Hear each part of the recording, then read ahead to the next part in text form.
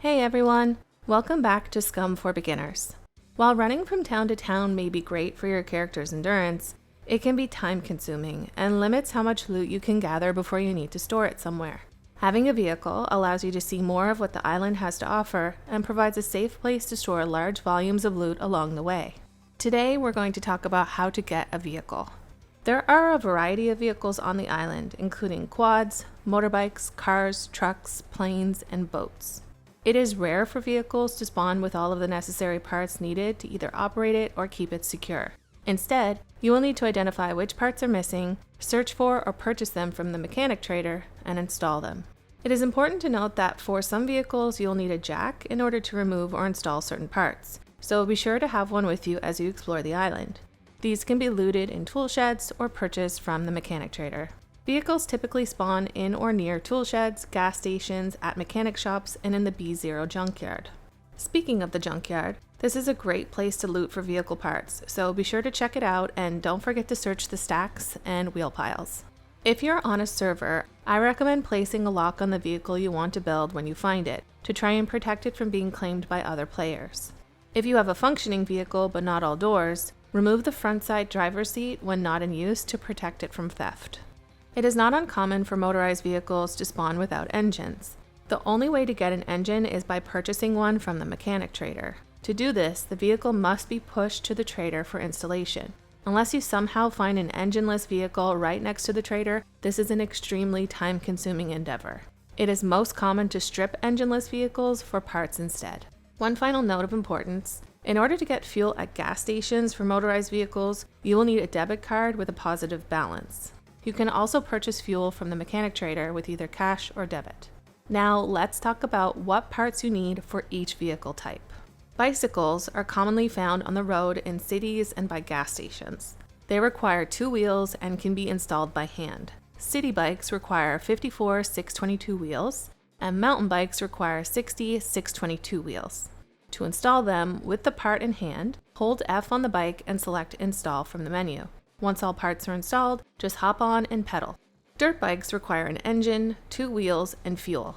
The front and back wheels for the dirt bike are different sizes. So for the front you will need a 90/90 R21, and for the back, a 110/80 R19. Since dirt bikes can be kick-started, you don't require a battery to drive it. However, without one, the bike will randomly shut off. The motorbike battery is installed underneath the seat, but to access it, you need to remove the back brake light and the vehicle body.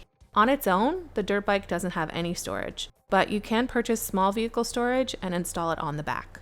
Cruisers function the same as a dirt bike. They require an engine, 2 wheels, a seat, and fuel. The front and back wheels for the cruiser are different sizes, so for the front you will need a 155/66 R17, and for the back, a 188/53 R17. Since cruisers can be kick-started, you don't require a battery to drive it. However, without one, the bike will randomly shut off. The motorbike battery is installed underneath the seat. The cruiser does have a small amount of storage, which can be expanded with the purchase of small vehicle storage.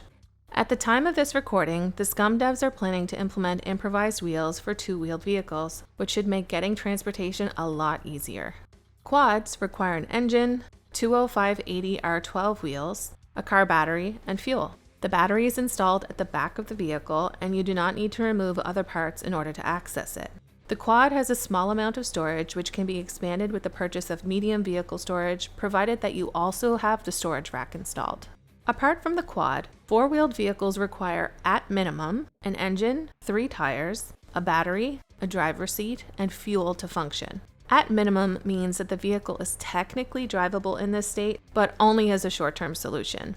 If you can push the vehicle to a hill, you can hop in and, with enough momentum, jump-start the battery and cautiously drive on 3 wheels. The battery will not hold a charge, however, so if you plan on stopping, ensure that you park on a hill so you can repeat the process. As you can imagine, this is not ideal for long-term transportation. So over time, you will want to secure the remaining vehicle parts, which include an alternator to charge the battery, and doors to keep the vehicle and its contents secure.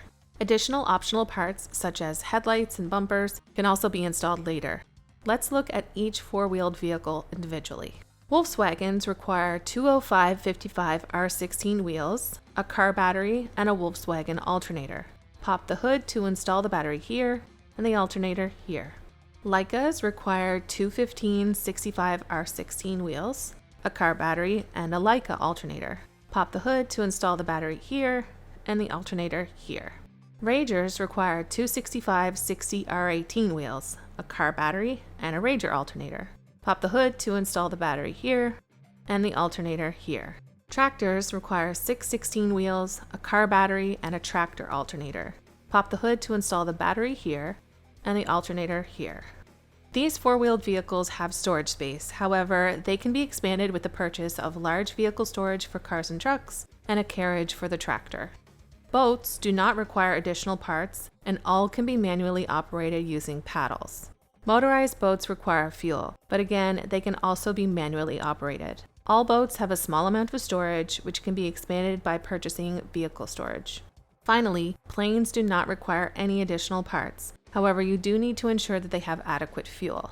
As you can imagine, the seaplane can land on water, while the regular plane cannot. They both come with built-in storage.